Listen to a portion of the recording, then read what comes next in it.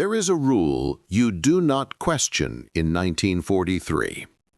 If the Reich declares a city protected, the Luftwaffe will shield it.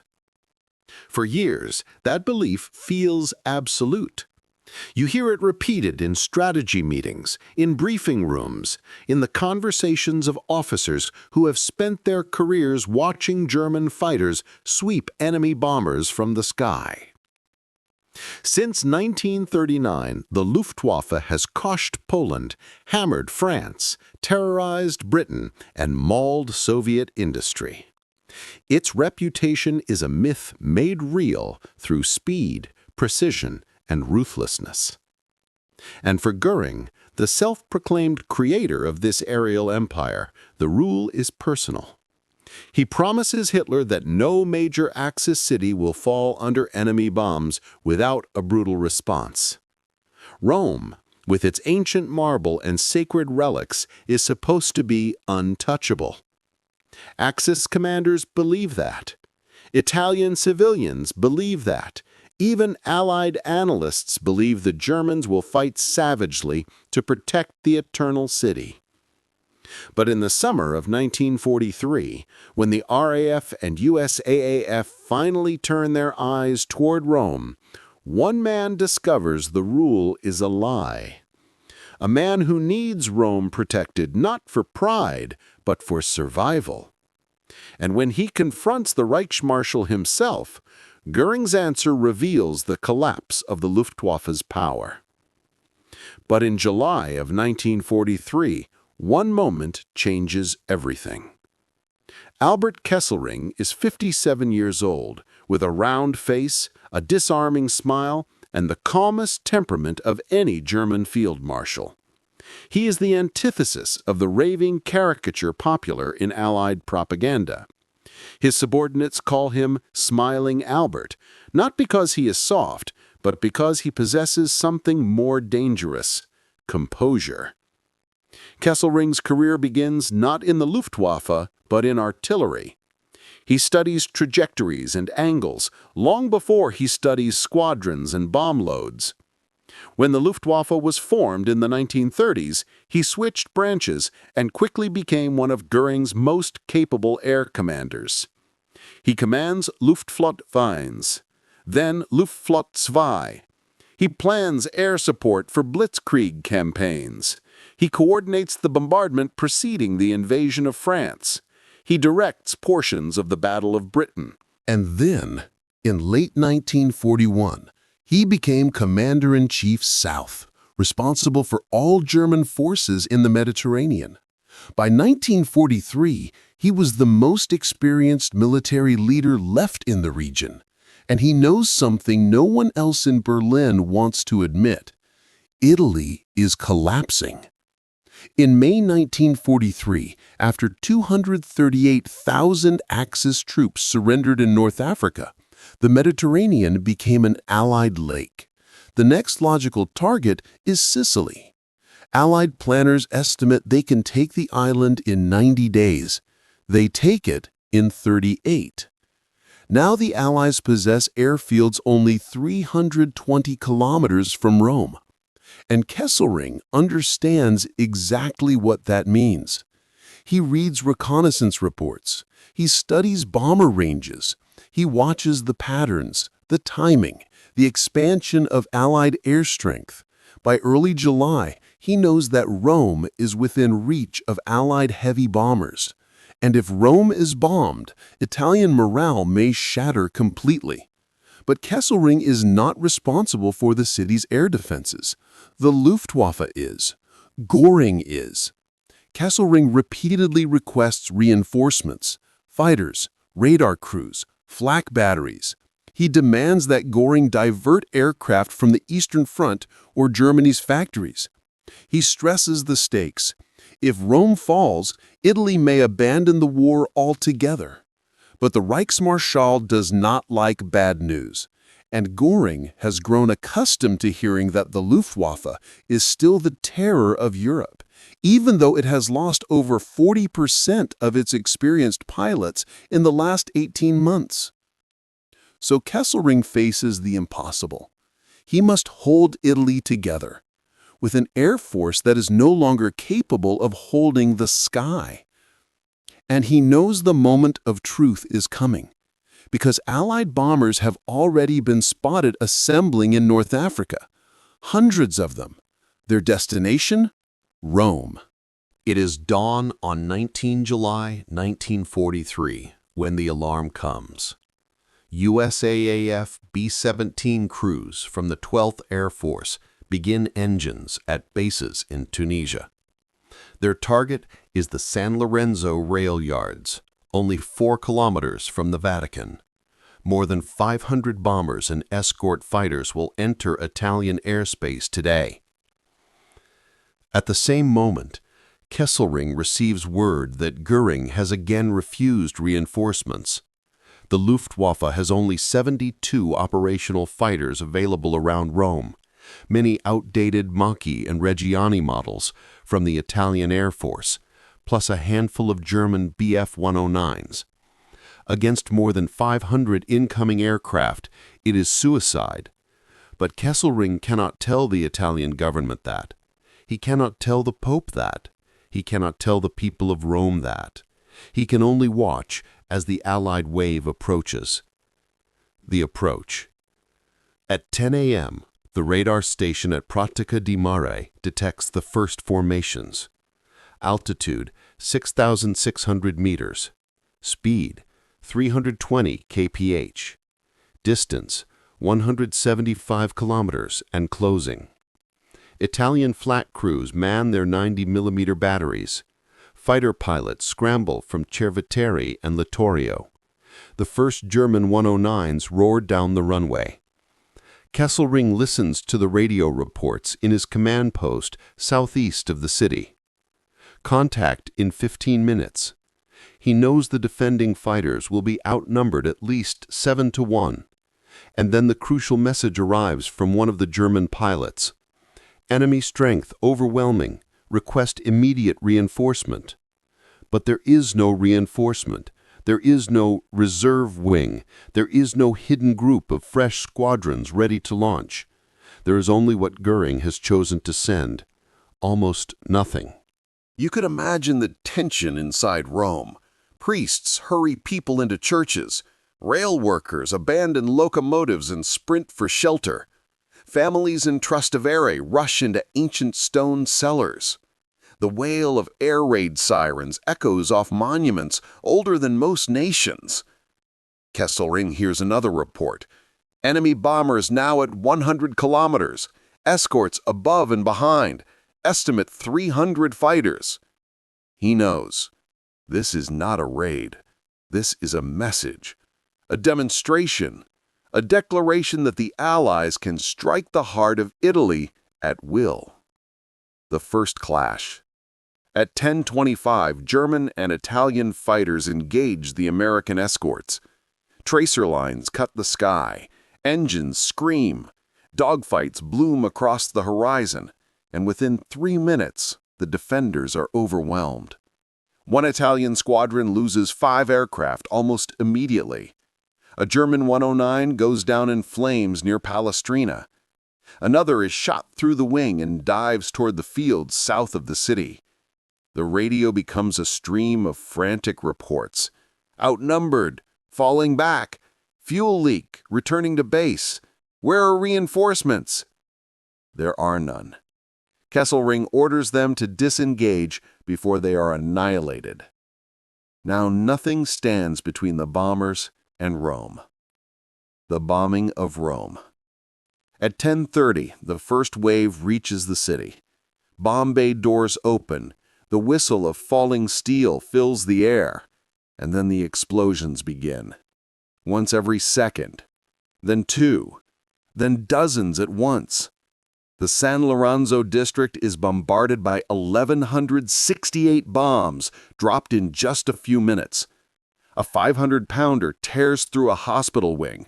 Another slams into the cemetery. Rows of freight cars ignite in the rail yard. The shock wave shatters windows across 4 kilometers. Inside Vatican City, Pope Pius XII walks among terrified crowds. dust settling on his white cassock. Reports later describe 1,500 casualties, many of them civilians. And Kesselring stands there listening to it all, unable to stop it, unable to intercept it, unable to defend the city he was told would be protected. He knows what must come next. He has to speak to Göring. He needs an explanation. He needs fighters, bombers, anything. And he needs it now. The confrontation. That same afternoon, Kesselring calls Göring directly. He does not raise his voice. He does not accuse. He simply lays out the situation. Rome has been bombed. Civilians are dead. Italian morale is collapsing. More raids are coming. And then he asks the essential question. Reichsmarschall, where were the fighters you promised? There was a long pause. And then Göring, frustrated, embarrassed, and furious, snaps back. I will not have the Luftwaffe's honor questioned by a ground officer. Kesselring presses again. Calm, firm, unmovable. He tells Göring that the squadrons assigned to Rome are too few and too depleted. He requests replacements from France, Austria, and even Germany's training units. And that is when Göring, cornered, finally admits the truth. I have no fighters left to send. For Kesselring, it is more devastating than the bombing itself, because he realizes The Luftwaffe is hollow. Its strength is a memory. Its myths are dead. And Göring, the architect of German air power, is standing atop ruins he refuses to acknowledge. The fallout. The next morning, the USAAF returns with another wave, and another the day after that. Rome is hit again on 20 July, and again on 25 July. Italian crowds gather outside government buildings demanding peace. Factories strike. Newspapers openly question Mussolini's leadership. And within 6 days, the pressure becomes unbearable. On 25 July 1943, Mussolini was removed from power. The bombing of Rome, made possible only because Göring failed to defend it, has broken the political backbone of Axis Italy. Just after Kesselring receives word of Mussolini's arrest, he reportedly mutters a single sentence to his staff. Now we fight alone. If you find this kind of forgotten history as fascinating as we do, we'd be honored if you hit that subscribe button. We believe these stories of courage, sacrifice, and hard truth deserve to be told. And by subscribing, you help us ensure they aren't forgotten. In early August, Kesselring again pleads for aircraft. Göring refuses. He insists the Allies lack the will to strike Rome again. He insists the Luftwaffe remains more than capable. Yet when Allied reconnaissance confirms bomb-ready formations in Sicily, nothing moves from Germany. When Kesselring warns that without air cover, his ground forces will be unable to stop an invasion of mainland Italy, Göring dismisses him. He even blames Italian pilots for lacking dramatic fighting spirit. Kesselring knows this is nonsense. The truth is simple. The Luftwaffe has lost more than 18,000 air crew since the start of the Eastern Front. Experienced pilots are gone. Fuel shortages cripple training. Aircraft production can no longer keep pace with losses. Göring's Air Force, once feared across continents, is now a brittle shell. And Rome has exposed the secret. The Allies will strike again and again and again until Italy breaks. And Göring cannot stop them. What no one fully understands in July 1943 is how enormous the consequences will be. The bombing of Rome does not just wound Italian morale. It detonates the entire structure of Axis strategy in the Mediterranean. The shock of the raid forces the Italian Grand Council to confront reality. Rommel is gone. North Africa is gone. Sicily is half lost. Rome is burning. And Mussolini, the man who promised a new Roman Empire, has failed to protect the old one. On 25 July, he is arrested. Marshal Pietro Badoglio takes power. Secret negotiations with the Allies begin within days. Without the Rome bombing, historians estimate Mussolini might have held on for months. Instead, he falls in less than a week. Italy's capitulation on 8 September 1943 forced Germany to occupy the entire peninsula with more than 20 divisions, a massive diversion of manpower from the Eastern Front. Hitler blames the Italians, but privately, Kesselring and others know the truth. If Göring had defended Rome, Italy might have stayed in the war. The failure of the Luftwaffe air defense over Rome triggers a shift in Allied thinking. They realize if the Germans cannot protect Rome, they cannot protect Vienna, Munich, or even Berlin. Over the next 18 months, the Allies systematically destroyed German oil production, transportation, and aircraft factories. And Göring, once the master of the skies, watches helplessly as the Reich burns. With Italy collapsing, Hitler orders Kesselring to do the impossible: hold the entire Italian peninsula, with dwindling supplies, fewer aircraft, and divisions stretched thin. Kesselring builds the Gustav Line. He fights at Anzio. He stalls the Allies at Monte Cassino. But he knows the truth he learned the day Rome fell. Germany will never control the skies again. Albert Kesselring survives the war, but not without consequence. He is tried by the Allies, sentenced to death, and then has his sentence commuted. He writes memoirs. He died in 1960, still insisting he did his duty. But for all his skill as a commander, his story is ultimately defined by the moment he heard Göring admit the Luftwaffe was spent, a moment when millions of lives turned on a single truth: Germany could no longer protect what it claimed to own.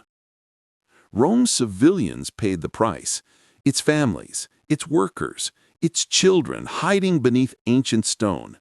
Their names rarely appear in military histories, but they are the reason this story matters.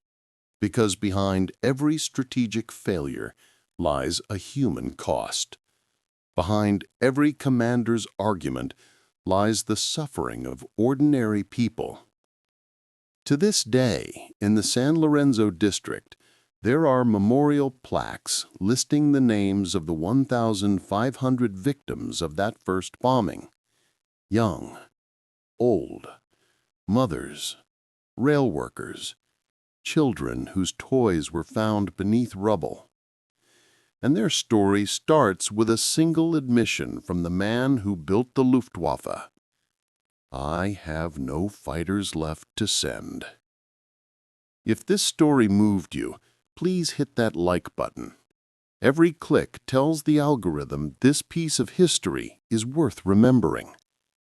We're dedicated to rescuing these forgotten stories from the archives.